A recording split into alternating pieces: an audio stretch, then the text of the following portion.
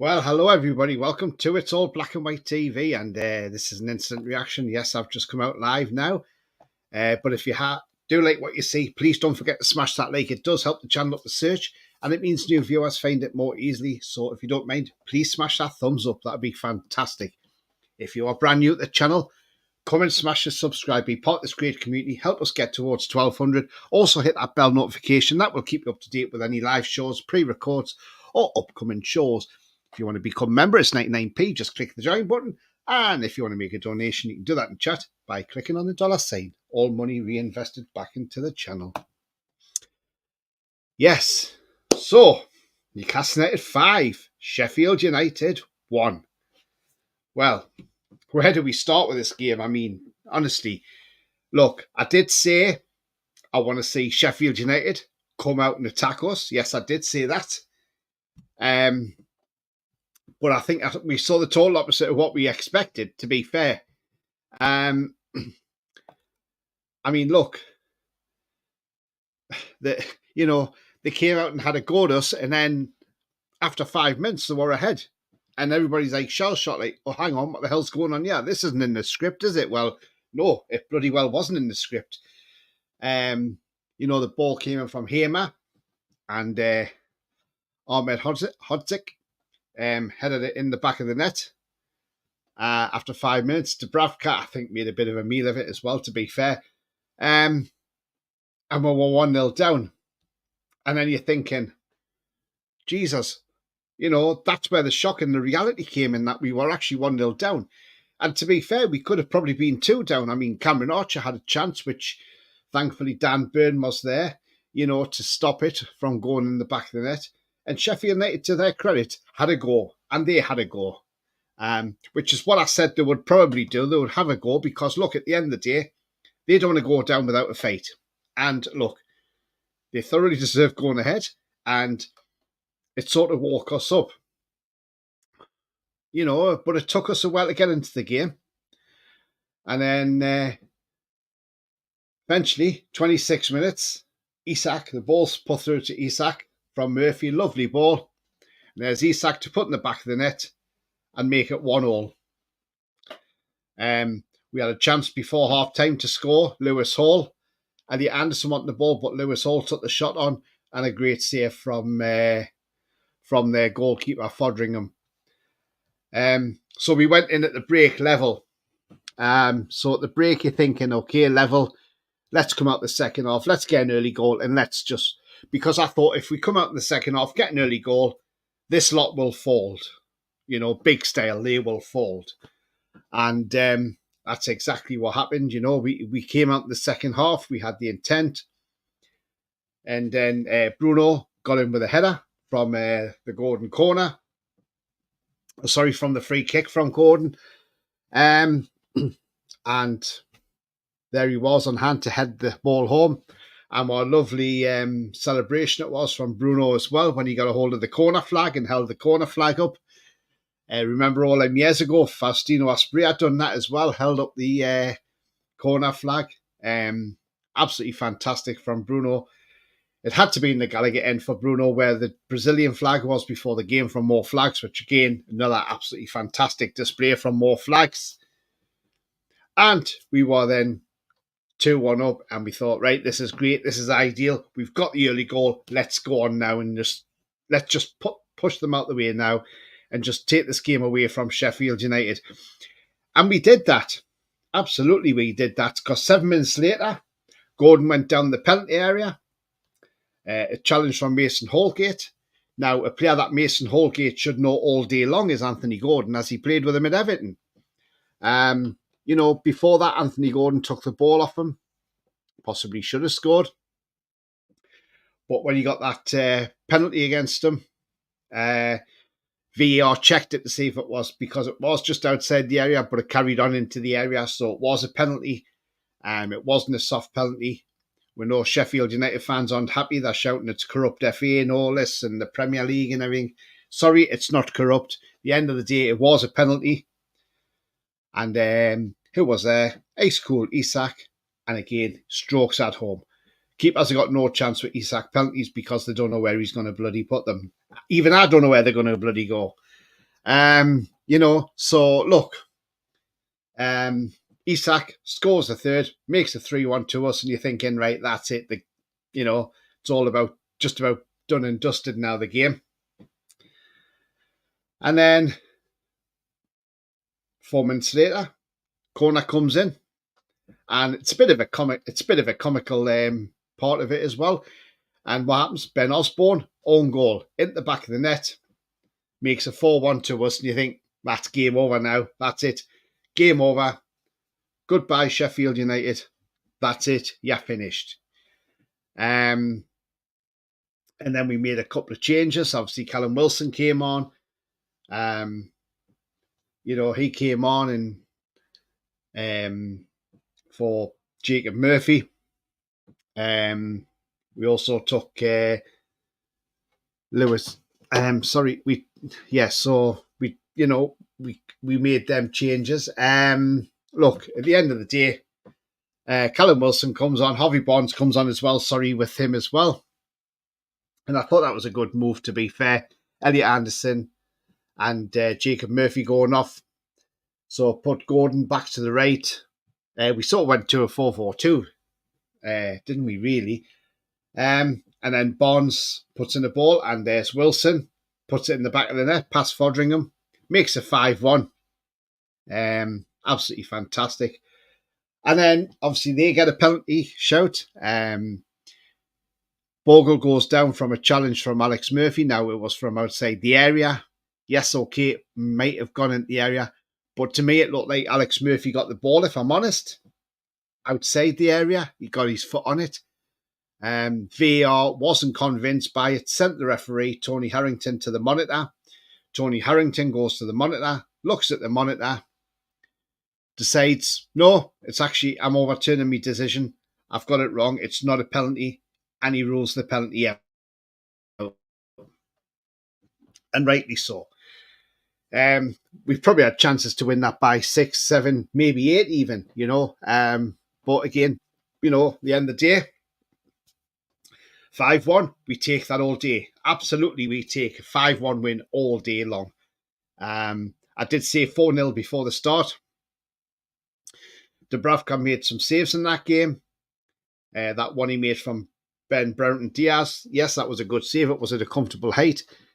But at least he pushed it away, so it didn't have nobody, Sheffield United players coming into the area didn't have a chance of getting on it, which was brilliant. But thankfully, we got the job done. Just going to nip into some comments. Much better today, absolutely, Julie, absolutely it was. And Splat says, afternoon, Tony and Julie. Yeah, afternoon to you as well, Splat. I mean, look, we were much better today. Much, much better. I was really pleased with that today. We deservedly won that game 5-1. We know Sheffield United fans have gone on the Facebook's Match of the Day page saying, it's all a conspiracy and all this. And how's it a conspiracy? Hang on a minute. We've beaten you 13-1 on aggregate this season. 13-1. Let that sink in. Sheffield United, let that sink in. We've beat you 13-1. And it's not on just today's decision that your season's been bad. You've been bad all season, Sheffield United. What do you expect? You can't go shouting around that the FA and the Premier League are corrupt now because you didn't get a penalty. It doesn't matter. Even if you'd got the penalty and scored, it's 5-2. It doesn't mean to say you're going to win the game. So, come on, Sheffield United fans. It's about time you piped down from that and realised, I just don't, honestly, I just don't get it, why they have gone on like that. I really don't. It's sour grapes, in my opinion. But you know what? It's been a great day all round today. Man United went ahead through that little rat called Anthony. Thankfully, Burnley pulled it back and equalised and made it 1-1. Goldbridge is having a meltdown on Twitter. He's not happy, wants the season over with. He's had enough. Which I love it, because I'm glad he's having a meltdown, Mr. Goldbridge. Yes, we love it when Goldbridge has a meltdown. Well done, Burnley, for coming back and equalising against Man U. That makes things interesting now. Because now, if I look at the table, we are now 1 point behind Man U, who are in 6th place. And Man U have got to go to Palace in their next game, away from home, on a Monday night at 8 o'clock. Now, I wouldn't put it past Palace to turn them over and beat them. And I hope they bloody well do. We've got to play Burnley next Saturday away, which, by the way, is not going to be an easy game.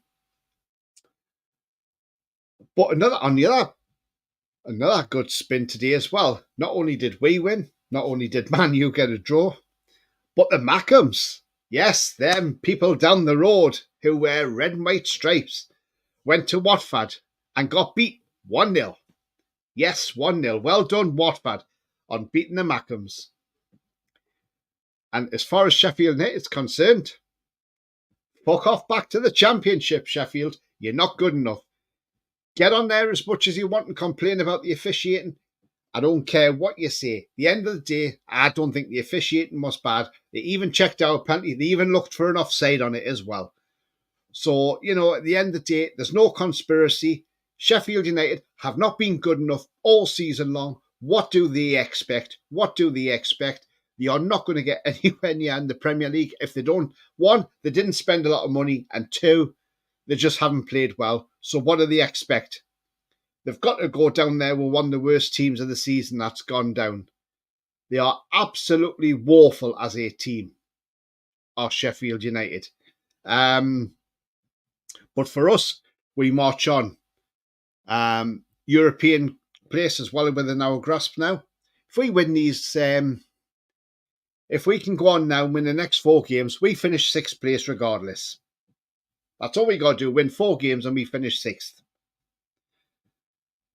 If we can beat Burnley next week, and if we can get Palace to even draw or beat Man United, then we're laughing. If they beat Man United and we win, we are 2 points ahead of Man United. And remember, Man U ain't got an easy running either. So, it could be that 6th place is up for grabs, and 6th place could be on our cards as well this season. So let's hope it is. Look, fixtures-wise, let's look at who Man United have got in their fixtures for the rest of the season. So, after today's game, next week, as I say, they've got Palace away on a Monday Night Football. Then they're at home to Arsenal. Arsenal could beat them, because Arsenal are fighting for the title. Then they play us.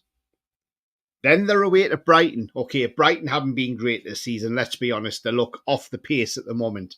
So, yes, they could go down there and get a win. Then they've got it. Then obviously they've got Man City in the cup as well. But look, that's what Man United's got left. Palace, Arsenal, us, and Brighton. So technically, they might not win another game this season. But they could beat Brighton, but by then it could be too late because we could be in 6th place. What I would love is Man U to lose every game and end up finishing outside the European places. Let's see how Jim Ratcliffe likes that. Because considering the way he keeps on going about our club, saying, he's having a dig at our club, although he's not naming us, but he keeps having a dig at us. So I hope when we go to Old Trafford, we stick it up Man United, and we stick 2 fingers up to Ratcliffe as well, sitting in them stands. But yeah, I can see us finishing above Man U if we play well and win every game. We can beat Man U at Old Trafford. If they can't beat a poor Burnley side, let's be honest, Burnley haven't been great this season. If they can't beat Burnley, then, I would love to see Brighton turn them over in the last game of the season. If it comes to crunch that, Brighton needs to win that game to secure a European place at the expense of Man United. I would love it. And I think a lot of other people would love that as well. Can you imagine Goldbridge on Twitter? He'd be having a major meltdown, won't he? Oh my God. I'm just waiting for it all to come out. It'll be fantastic. But going back to today's game, okay, Sheffield United were all over us at the start. We looked a bit suspect. But you know what? We came out on top. We won that game fair and square.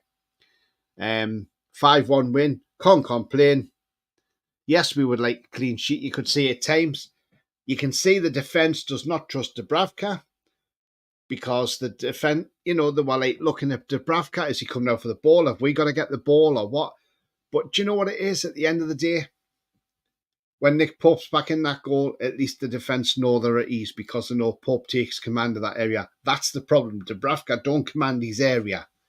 That's why I think in the summer we sell Dubravka and we bring in another keeper. Someone like Mamardashvili, who was on the same wavelength as Nick Pope is. So that's what we need, somebody who can command their box. Nice to see Callum Wilson come on today and get a goal. He took his goal really well, I thought. And again, that's the role I think Callum's got now till the end of the season, is staying on the bench. But you know what? Again, this is a thing. If Callum Wilson has a couple of cameos off the bench and scores, that can only help us in the summer to sell him on. I know Eddie Howe said to the board he doesn't want Callum Wilson to go, he wants him to stay. But I'm sorry, Eddie Howe. Let Callum Wilson go in the summer, because at the end of the day, we can bring somebody else in. Yes, okay, it will cost money to bring another striker in. We do get that. But we need a striker that can stay fit for more than a few games. Callum Wilson can't do that, unfortunately. Look how many games he's played this season. Not a lot. Isak is on fire at the minute. He's on 19 goals this season in the Premier League. He's up there with Haaland. I would love him to get the Golden Boot. I really would love him to get the Golden Boot. 23 starts out of 26 games played and he's got 19 goals. That's amazing. That just shows you how good Isak is. And he's only going to get better. If we look at how many games Callum Wilson's played this season, we will see that he hasn't played an awful lot, let's be honest. He started 8 games out of 18 he's played this season, and he's got 8 goals. So, he scored the goals, but he hasn't played a lot. So when you think about it, that's half the season he's missed through injury. Sorry, I got myself a bit muddled up earlier with the substitutes, but because I'm just on a high from this game because we've won this game and it's like fantastic, and and this is only an instant reaction. We'll do a full match review on this game tomorrow as well. Alan says Man Hunt, yeah. When we play Man U, says Splat, they will use every dirty trick in the book and then some. Sorry, had a few. No, that's fine. No, I totally agree with you, Splat. I think they will. I think they'll have they'll use every trick they can in the book, and but at the end of the day, we've got European ambitions, and I still believe we'll finish 6th place. I still think we will. It's great when it's been a great day when the Mackhams have getting beat as well, because the broadband will be switched off tonight in Sunderland. So it's fantastic. And to see Sheffield United go back to the Championship, off your pop, ain't been good enough. Ain't been good enough at the end of the day. They had to beat us today to have any chance of staying up, and that's gone now. That's gone. So, to be honest with you, I'd be very surprised if Sheffield United pick any more points up now between now and the end of the season. It's very tight at the bottom. You've got Forest on 26, Luton on 25, Burnley on 24. We've got to beat Burnley next weekend. That's a must. We have to go and beat them. As I say, they can go on there and have that gripes about, Sheffield United fans can say, oh yeah, it's a conspiracy. No, it's not a conspiracy. We've beat you 13-1 on aggregate. If it was over 2 legs. Away, we won 8-0. At home, we've won 5-1. That's 13-1. So where's the conspiracy there? It was a clear penalty on Anthony Gordon. The Murphy challenge was not a penalty. The referee went to the monitor, realised, didn't take too much time to look at it, and then decided, no, I'm cancelling the penalty because it's not a penalty. He was absolutely spot on. I thought Tony Harrington done well today, lad from Hartlepool. As I say, yes, at the start of the game, they were all over us. For that first 20 minutes, they were all over us. That half-time whistle couldn't come quick enough. But it was such an entertaining first half. But I'm glad we came out refocused in the second half and we done what we had to do. But it all depends on what Man U do. If Palace and Arsenal beat Man United, boom. That 6th place is ours. But we have to beat Man United as well. Or even if we draw with them away, it's still not a bad result. Alan says, I think we'll get 6th or 7th, may not need all the points available. Yeah, we may not, Alan. But if I was Eddie Howe, I'd be saying to the team, right, come on, we're 1 point behind Man United. Got 4 games left each. We win all 4 games. That puts us on 65 points. Can you see Man U winning 4 of their games? I can't see them beating Arsenal, if I'm honest, because Arsenal want that title, so they'll make sure they'll beat Man United. Palace will be tricky at Selhurst Park on a Monday night. We found that out on Wednesday. They are a good side at the moment, Palace. They are playing well under their manager. So can you see Palace losing to Man U? I can't. I can see Palace beating them. And remember, not only will Palace want as many points on the board as possible, but they'll want to try and finish as high as possible. Because remember, the higher the places you finish, the more money you get being in the Premier League. So even if to Palace they need them points to go up a place or two, they'll look at that and say, well, if we can finish in, say, 2 places above where we are now, we get an extra few million for that. So it's not cut and dried for Man United. Say Crystal Palace won't be on the beach. They'll be out there to beat them. And that's exactly what we're hoping for. We'll all be tuning in on the Monday night. We'll all be Palace fans shouting, come on, Palace, come on, come on, come on. As long as we beat Burnley on the Saturday. If we beat Burnley on the Saturday, we open a 2-point gap up on Man United. Then hopefully Palace beat them. And then if we beat them and Arsenal beat them, that's it. Game over. But that's what we hope for. That's what we hope for. In terms of it, I thought, the team played well. Even Sean Longstaff had a couple of good moments in the game as well. So, but I thought this guy was good today, Lewis Hall. I thought he had a decent game today, if I'm honest, Lewis Hall. When I thought he played really well. I was unlucky with his shot when it was saved by the keeper. Thought Anthony Gordon had a good game as well. Thought Byrne did well at the back. He done a couple of blocks, didn't he? Which could have been goals. So he made a couple of saves to Bravka as well. Isak again, 2-goal Isak. It's not going to be long before this guy gets a hat-trick. Now, how do I pick a top 3 out of that today? Very difficult to pick out a top 3 from there. So I'm going to pick a top 3, but it's hard how I put them in that order because look, everybody had a good game. So for today, for 3rd place, and it's nothing against him because I thought he had a good game. He got some good tackles in and he scored a header, which was a great header, held the corner flag up. So for me, Bruno gets 3rd place for me. 2nd place for me goes to Gordon. I thought he had a great game today. I thought he was full of running, full of industry. I thought he played really well today. So for me, Gordon, yeah, he got the assist as well. So I thought he did really well. But lucky not to get a goal. Won a penalty for us as well. Had 57 touches of the ball.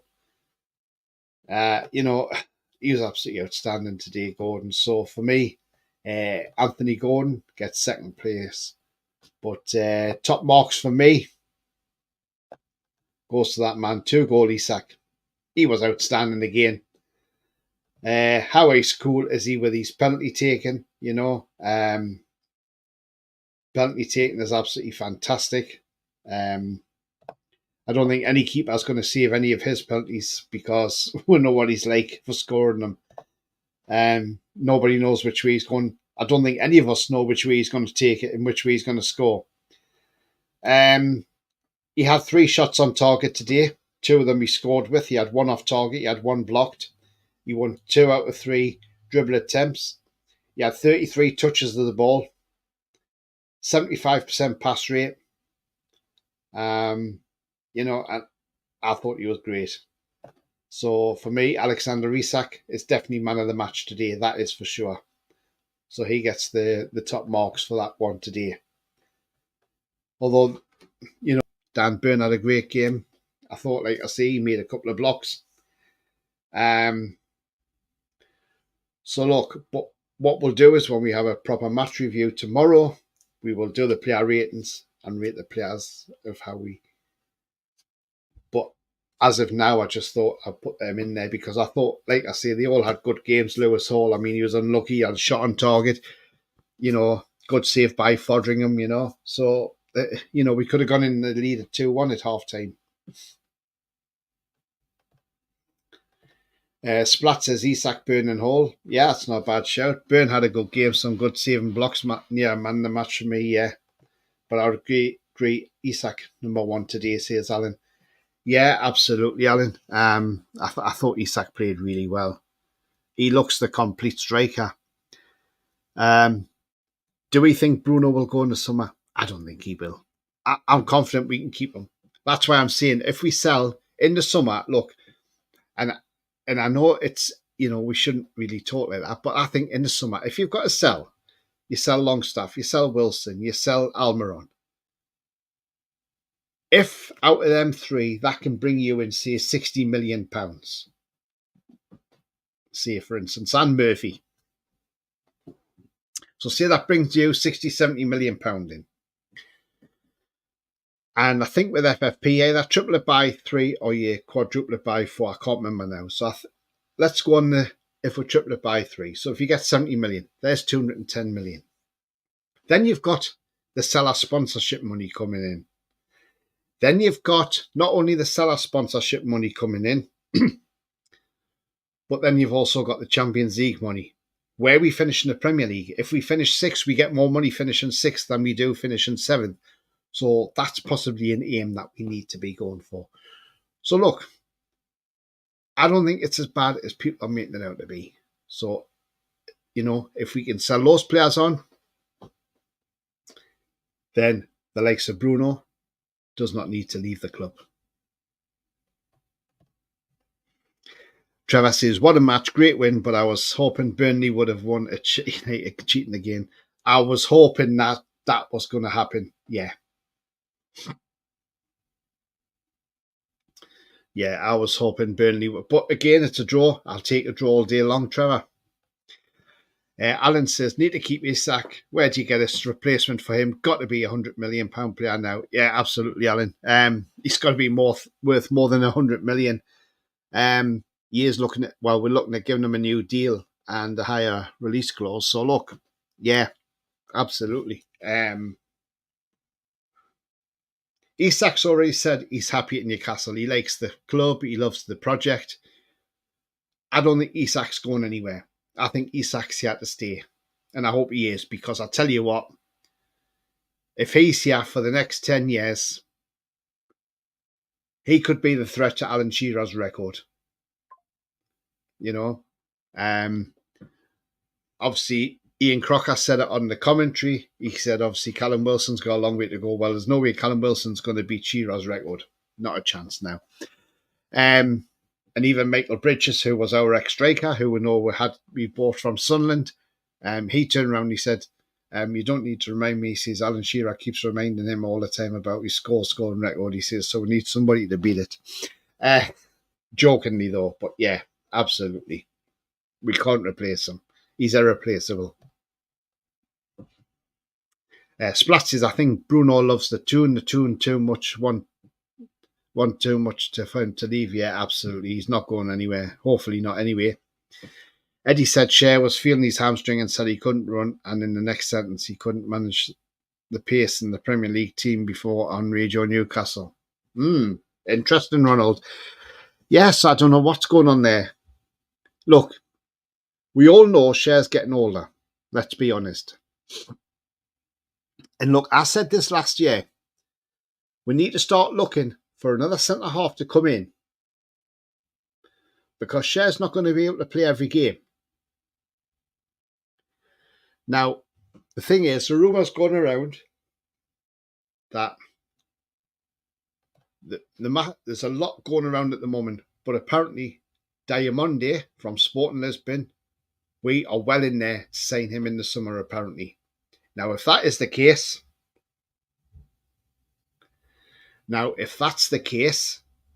then we need to try and get that transfer wrapped up as soon as possible. And then once the window opens, bang, he's in the club. This summer, we don't need to mess around. Let's get the business done, get it done early, and we're done. Yes, we've got the Euros coming up. So, the Euros is going to be interesting as well. But let's get the business done, get it done early, and then get the targets we need. Alan says, did you see how yesterday saying closing Bruno contract means after June the 30th, not for sale? Yeah, I saw that, Alan, and that's all we've got to hope for. Nobody comes in for him. Do you think Eddie should look at non-league players and bring them in up to his standards as he do with non-league players?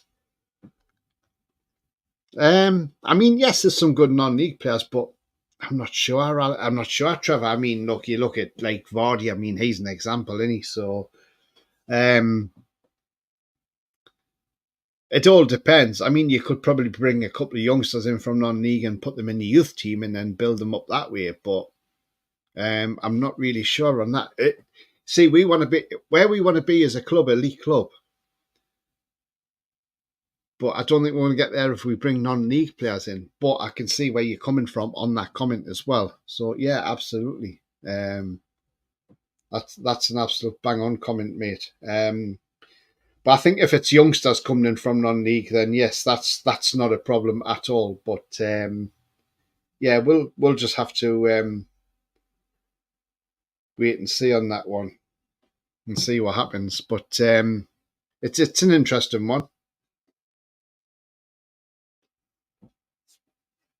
But yeah. But anyway, this was only a short live just for the instant reaction. We're all happy where we are, we're buzzing. Everton are currently playing Brentford at the moment as well. Don't know what the current score is at the moment. 0-0 at the moment after 29 minutes. Villa play Chelsea tonight. So Villa could do us a favour tonight, beating Chelsea. And that keeps Chelsea further away from us as well. But yeah. If you have liked what you see, please don't forget to smash that like. It does help the channel. So if you haven't yet given it a like, please do smash the thumbs up. It really does help. If you're brand new to the channel, come and hit the subscribe. Come be part of this great community we got here. Also hit that bell notification. That also tells you when I'm live. Have a pre-record or any upcoming shows as well. 99p if you want to become a member. You can do that by clicking the join button. And you can also make a donation by clicking the $sign in the chat with money reinvested back into the channel. Brentford should have had a pen. Oh, okay. I haven't got the match on, to be honest, so I haven't seen anything. But yeah, so I'll be back tomorrow with a match review. So do catch me for the match review tomorrow. And we'll talk in more depth about today's game. But do enjoy the rest of the evening, whatever you're doing. The only way is up, as they say, and that's what Yazoo said. The only way is up. But for Brentford, it's down, down, down, down, down. Sorry, not Brentford. Sheffield United. Sorry, Sheffield United. But yeah, they're playing red and white as well. But at least Sunderland will have company next season because Sheffield United play with red and white stripes. So there'll be two teams in there with red and white stripes, along with Stoke City, of course, who also play red and white stripes. As do Southampton to an extent, but depends if they get promoted or not through the playoffs. It's going to be interesting to see who comes up automatically to the Premier League after Leicester. Is it Ipswich? Is it Leeds? Ipswich play Hull tonight. If Ipswich beat Hull, then beat Coventry on Tuesday, then Leeds have to do it through the playoffs, which is the hard way, the lottery. Just a couple of comments. By Aston Villa will win, I think, puts Chelsea out of it. Yeah, let's hope so. Splatty is excellent show as always, Tony. See you later. Yeah, see you later, mate. Cheers. Thank you very much. Don't forget to smash a like if you haven't done so already. But yeah, so we blunted the blades and it's back to the Championship. They go. But, they've got what they deserve. They got absolutely nothing. Yes, they played well. But after that, once we got the goal, and I think second half, once we come out and scored the early goal, that was it. That put them to bed and we just took over.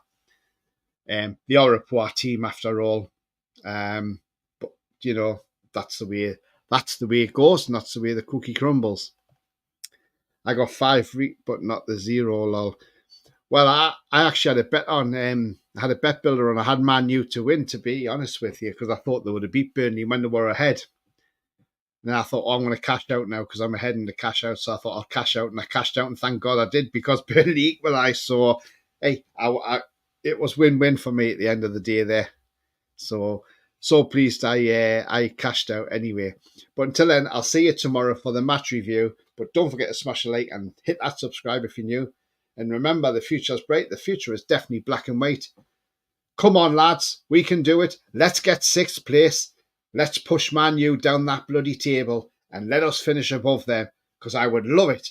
I would love it if we beat them. Love it. Away the lads.